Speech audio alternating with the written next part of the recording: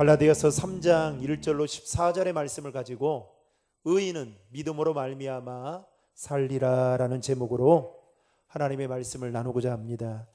누가복음 12장에 보면 우리가 잘 알고 있는 부자에 관한 이야기가 나오고 있습니다. 아마도 그는 논밭이 수만 평이 이르는 만석지기이지 않았을까 생각해 보게 됩니다.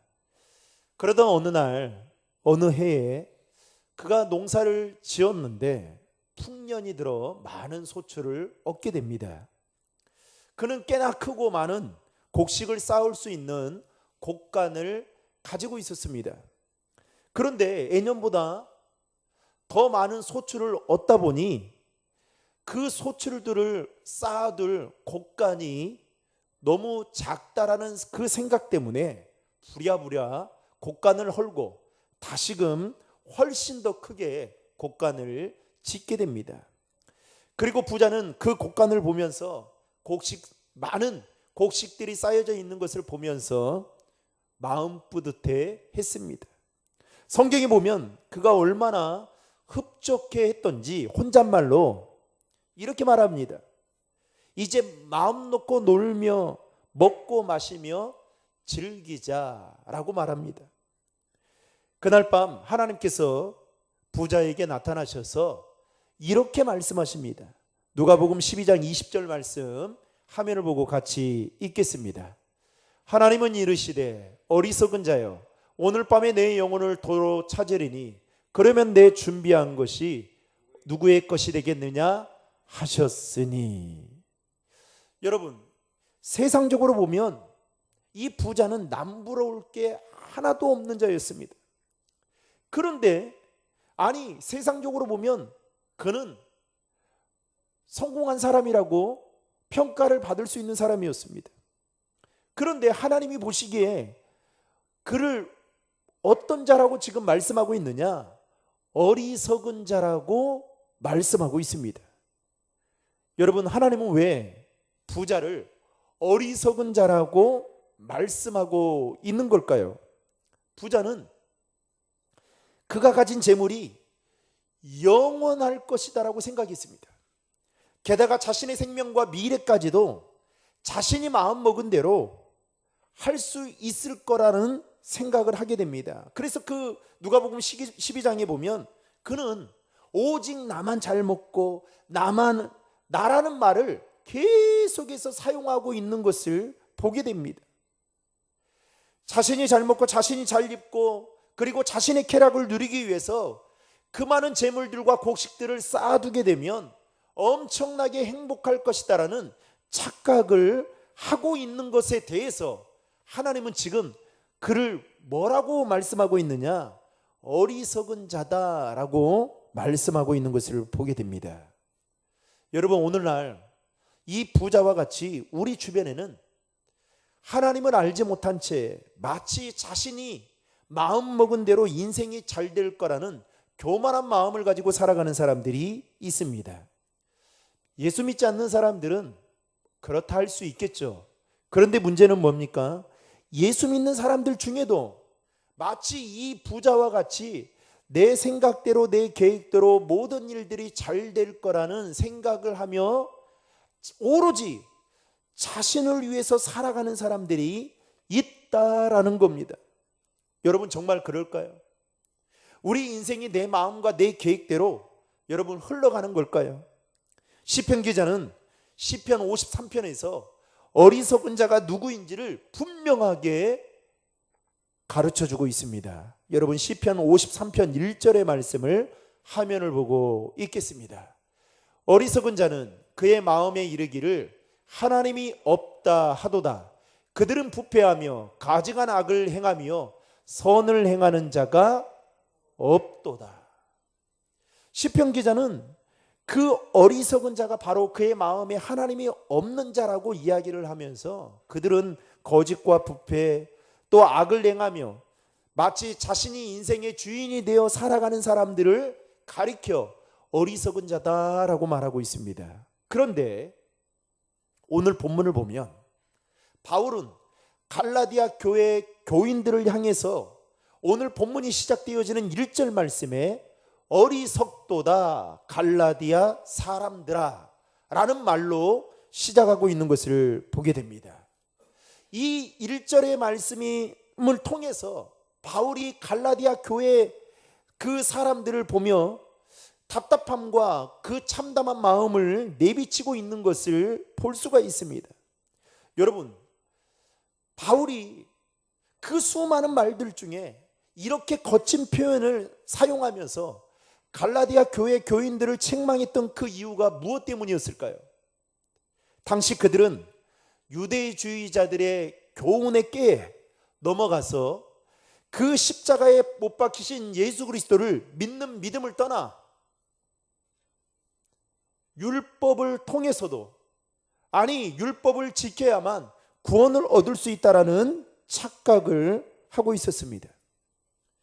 그래서 바울은 갈라디아 교회 교인들에게 어리석은 자들이다 라고 선포하면서 오늘 본문에는 8가지의 내용을, 왜 그들이 어리석은 자인지 8가지의 내용을 오늘 말씀하고 있는 것을 보게 됩니다. 첫 번째, 그 내용은 바울은 갈라디아 교인들이 예수 그리스도의 십자가의 사건을 자신을 통해서 듣고 믿어서 그리스도인이 되었는데 이제는 속이는 자들, 여기에 보면 갈라디아서 2장에 보면 조용히 들어온 자들, 한마디로 유대주의자들의 그 교훈에 넘어가서 이제는 십자가를 멀리하고 있는 것에 대해서 어리석은 자다라고 말하고 있습니다.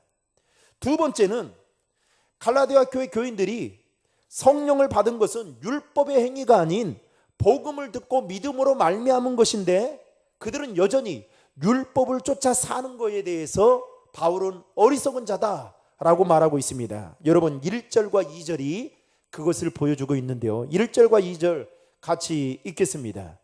어리석도다 갈라디아 사람들아, 예수 그리스도께서 십자가에 못 박히신 것이 너희 눈앞에 밝히 보이거늘 누가 너희를 깨더냐? 내가 너희에게서 다만 이것을 알려하노니 너희가 성령을 받은 것이 율법의 행위로냐 혹은 듣고 믿음으로냐? 그러니까 바울이 전한 그 진짜 복음은, 참된 복음은 오직 예수 그리스도를 믿음으로 말미암아 너희가 구원을 받는 것이다. 그런데 이 유대주의자들은 계속해서 뭐라고 이야기합니까? 다른 복음을 외치는 거죠. 너희들이 구원을 그렇게 쉽게 받는 게 아니다. 할례를 받아야 될 뿐만 아니라 율법을 지켜야만 된다 라는 이 다른 거짓 복음을 전하는 것에 대해서 바울은 지금 2절에 뭐라고 말하냐? 다시 돌려서 말하는 겁니다. 너희가 성령을 받은 것이 율법의 행위 때문이냐? 너희가 율법을 잘 지켜서 성령을 받았다고 생각하냐? 그게 아니지 않냐? 너희들이 복음을 듣고 믿음으로 성령 받은 게 아니냐? 그런데 왜 그렇게 행동을 하느냐에 대해서 어리석도다라고 말하고 있습니다.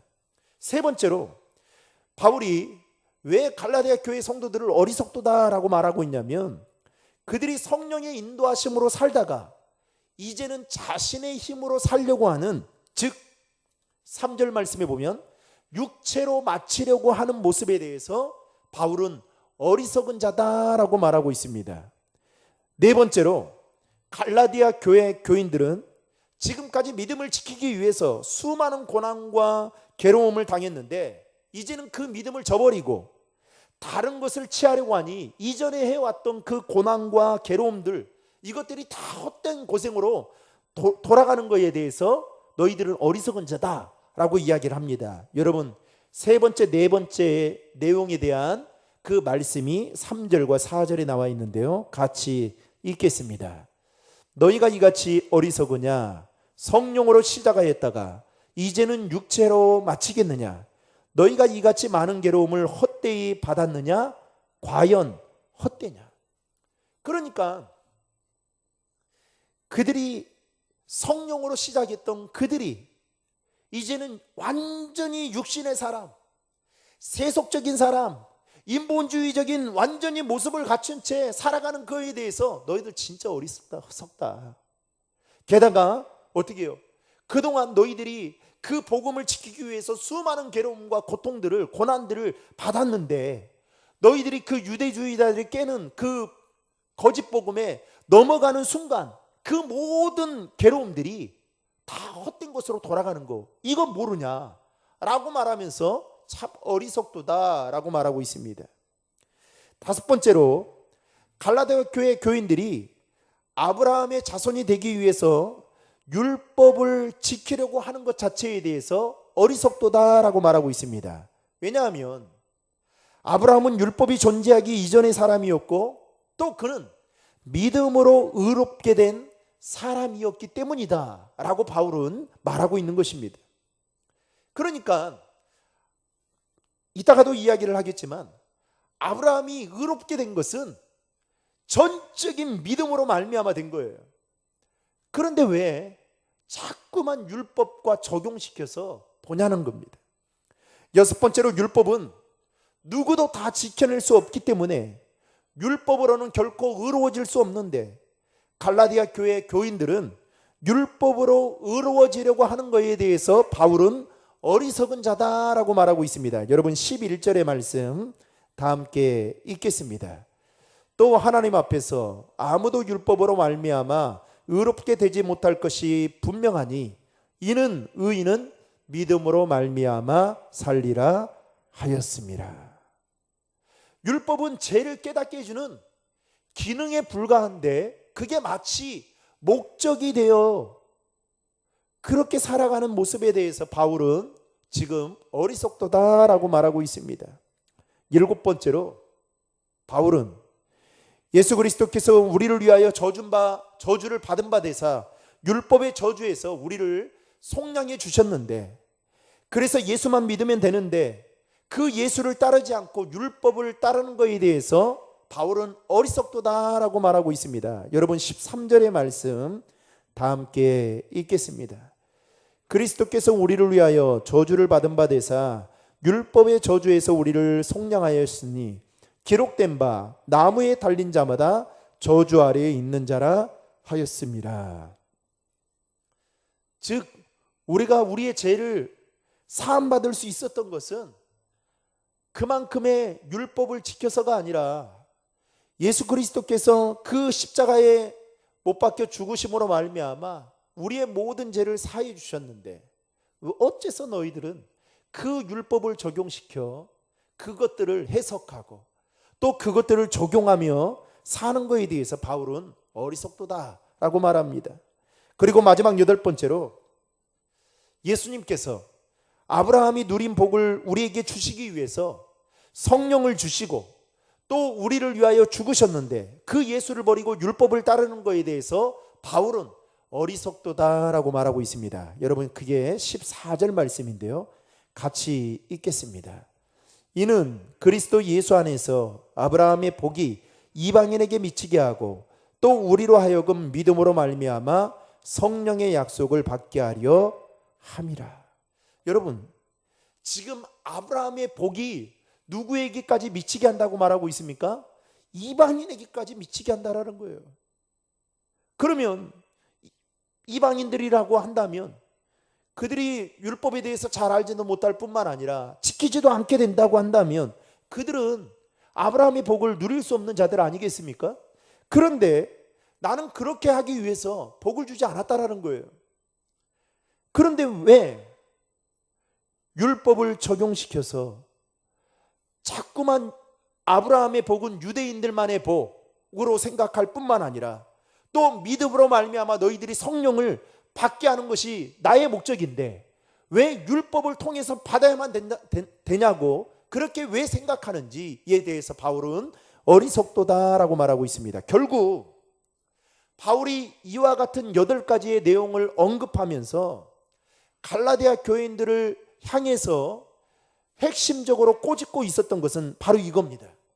너희들이 정작 붙잡아야 할 것은 붙잡지 않고 붙잡지 말아야 할 것은 붙잡고 살아가고 있구나라는 것을 꼬집어서 말하고 있는 것입니다. 그래서 그것을 어리석은 자라고 말하고 있는 겁니다. 그러면 여러분 바울이 말하는 붙잡아야 될 것은 무엇을 말하는 걸까요?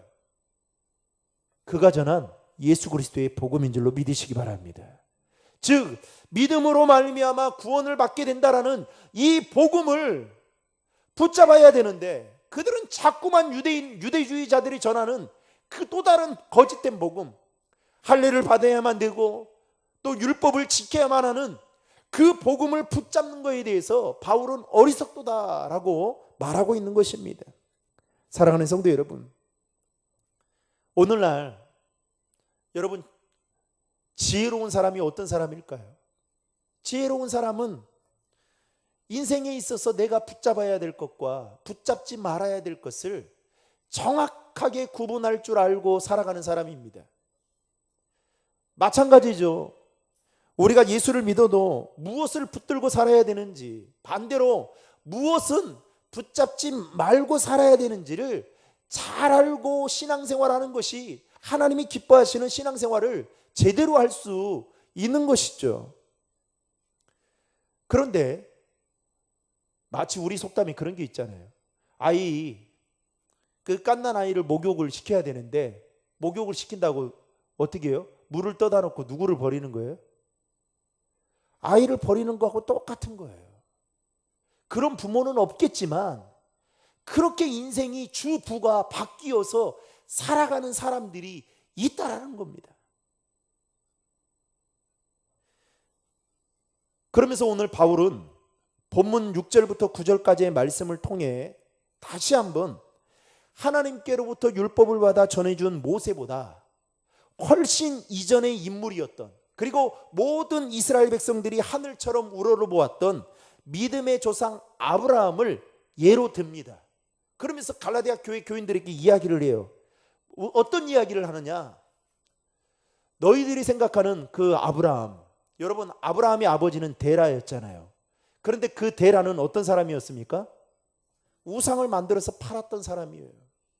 그러니까 늘 아브라함이 보았던 것은 어떻게 하면 우상을 잘 만들어서 사람들에게 호감을 갖기 위해서 팔까, 이것만 보았던 사람입니다. 그런데 그런 가정 속에 아브라함이 아무튼 태어났던 거죠. 그런데 여러분 보세요. 아브라함이 처음부터 믿음의 사람이었습니까? 아니에요. 성경에 보면 아브라함이 자신의 아내 사라를 누이로 속였던 것부터 시작해 보십시오. 아브라함도 인간적인 모습이 다분했습니다. 그런데 그가 어떻게 믿음의 조상이 될 수 있었느냐? 바울은 그 이유를 무엇을 두고 있냐? 그가 다른 사람들보다 더 의롭고, 그리고 다른 사람들보다 더 선을 행하며 살았기 때문이 아니라 하나님께서 그에게 약속으로 주신 그 말씀을 믿음으로 받았기 때문이다. 그래서 오늘 6절 하반절에 보면 이 바울은 그것을 뭐라고 이야기하냐면, 하나님은 그것을 그에게 의로 정하셨다라고 말하고 있습니다. 그러니까 바울이 말하는 그 이신 칭의는, 우리가 구원을 받는 것은 믿음을 통해서 받는 거지 절대로 율법을 통해서 받는 것이 아니다라는 거예요. 아브라함이 의롭다함을 얻은 복은 율법을 잘 지켜서가 아니라 믿음으로 의롭게 여김을 받으셨다라고 바울은 갈라디아 교회 교인들에게 강조하면서, 지금도 너희들 안에 그 유대주의자들이 말하는 그 거짓된 복음이 있다면 그 생각 버려야 된다 라는 것을 지금 이렇게 꼬집어서 말하고 있는 것입니다. 여러분, 한때 교회 안에 기복주의적인 신앙이 교회 성도들의 신앙을 갉아먹고, 사실은 기복주의 신앙이 한때 한국 교회를 부흥하게 만들었던 적이 있습니다. 그런데 시간이 가면서 그 기복주의적인 신앙이 성도들의 신앙을 더 피폐하게 만들고 교회를 건강하지 못하게 만들다는 것을 이제 서서히 이야기하게 되었습니다. 그런데 이 일에 목회자들이 큰 몫을 했다는 것은 엄연한 사실입니다. 그러다 보니까 옛날 우리 어르신들은 그 기복주의적인 신앙을 가지고 그렇게 신앙생활을 해왔습니다. 내가 무언가를 공들이고 열심히 하면 하나님께서 램프의 요정처럼 나타나셔서 우리에게 소원들, 우리의 원하는 것들을 다 들어주신다. 그래서 어떻게 해요? 예수 믿으면 다 가난해서는 안 되는 거예요. 다 잘 살아야 돼요. 그런데 여러분, 진짜 그렇습니까? 아니잖아요. 진짜 믿음 있는 사람들 중에도요, 여러분 힘들게 사는 사람 저는 많이 봤습니다. 그래서 참 마음 아프면서 하나님 이건 좀 아니지 않습니까? 저도 그렇게 기도한 적이 있어요. 부하기도 아니고 또 부족하기도 아니고 하나님 그래도 적당하게 살아가야 그게 믿지 않는 사람들에게 덕이 되고 그래서 그들이 믿는 거 아니겠습니까? 인간적인 생각으로 그렇게 기도할 때가 많았습니다. 그런데 여러분 물어보겠습니다. 죄인인 우리가 하나님의 자녀가 된 것이 여러분이 정말 의로워서 남들보다 뭔가 좀 더 선하게 살아서 그렇게 된 것입니까?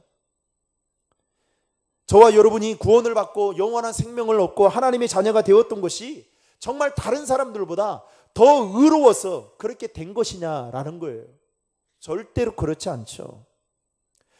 마찬가지로 아브라함이 하나님의 믿음의 조상이 되었던 것은 오직 믿음으로 말미암아 그가 믿음의 조상이 될 수 있었다라는 것입니다. 여러분 삭개오는 당시 세리장이었습니다. 그는 많은 사람들이 내는 세금을 거두면서 자신의 주머니를 채워서 부를 축적해 갔던 사람이었습니다. 그러다 보니까 여러분 이 세금 걷는 사람들 우리가 별로 그렇게 좋아하지 않잖아요. 그래서 그는 이 매국노라는 말을 많이 듣게 되었습니다. 게다가 그의 주변에는 사람들이 많지 않았습니다. 어느 날 아마 그의 마음속에 내가 인생을 제대로 살고 있는 걸까라는 생각이 아마 들었던 것 같습니다. 마음이 허전한 거예요. 돈은 많은데 공허한 거예요. 내 주변에 사람들이 몰리지 않습니다.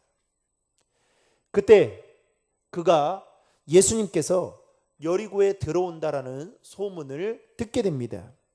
그래서 예수님을 보고자 거리로 나가게 되죠. 그런데 삭개오는 당시에 키가 작고 예수님 주변에는 사람들이 많았던 탓에 그는 가까이 나아갈 수가 없었습니다. 그래서 삭개오는 자신의 체면과 그리고 나이와 자존심을 다 내팽개치고 성경에 보면 예수님을 보고자 돌 무화과 나무에 올라가게 됩니다. 그런데 그때 예수님이 돌 무화과 나무에 올라가 있던 삭개오를 보시고 그를 부르십니다. 그리고 그의 집에 들어가서 식사를 하던 중에 예수님께서 삭개오에게 이렇게 이야기합니다. 네가 가지고 있는 재물 있지? 네, 그렇습니다. 그 재물 가난한 자들에게 다 나눠줘라. 여러분 삭개오가 어떤 생각이 들었을까요? 잘못 걸렸구나. 내가 적당히 좀 할걸. 이게 무슨 낭패인가? 아니 식사만 맛있게 하시면 되지 뭔 이렇게 이런 말씀까지 해서 곤란에 빠뜨린가? 그리고 내가 가지고 있는 재물이 얼마나 된지 잘 알지도 못할 텐데 이렇게 말씀하시는 게 너무 무례한 거 아닌가? 여러분 그간의 그 삭개오의 머릿속에 얼마나 많은 생각들이 인간적인 생각이 들었겠어요. 여러분이 만약에 삭개오라면 여러분은 어떻게 반응하시겠습니까? 그런데 삭개오가 그렇게 가난한 자들에게 다 나누어 주겠다라고 이야기합니다. 그러면서 남의 것을 토색한 일이 있으면 4배로 갚겠습니다 라고 합니다. 그때 예수님이 삭개오에게 뭐라고 말씀하시냐면 누가복음 19장 9절의 말씀입니다. 같이 읽겠습니다. 예수께서 이르시되 오늘 구원이 이 집에 이르렀으니 이 사람도 아브라함의 자손임이로다. 아멘. 여러분 삭개오가 구원을 받고 아브라함의 자손이 된 것은 그가 율법을 잘 지켜서였을까요? 그가 율법을 놓지 않고 붙잡아였을까요? 아닙니다. 오직 예수 그리스도의 그분을 붙잡았기 때문에 그는 아브라함의 자손이 될 수 있었고 구원을 얻을 수 있었던 것입니다. 예수님이 하셨던 그 말씀을 믿음으로 받아들이고 순종했기 때문에 그는 아브라함의 자손이라는 구원을 얻게 되었던 것이죠. 마찬가지로 바울은 갈라디아 교회 교인들에게 말하고자 했던 핵심은 바로 이겁니다. 지금 너희들 주변에 유대주의자들이 조용히 들어와서 간사한 말로 지금 너희들에게 다른 복음을 전하고 있는 거 안다. 즉 율법을 지키는 것이 구원을 받아야 되는 거고 또 할례를 받아야만 구원을 받을 수 있다. 그러나 조금만 더 생각해 봐라.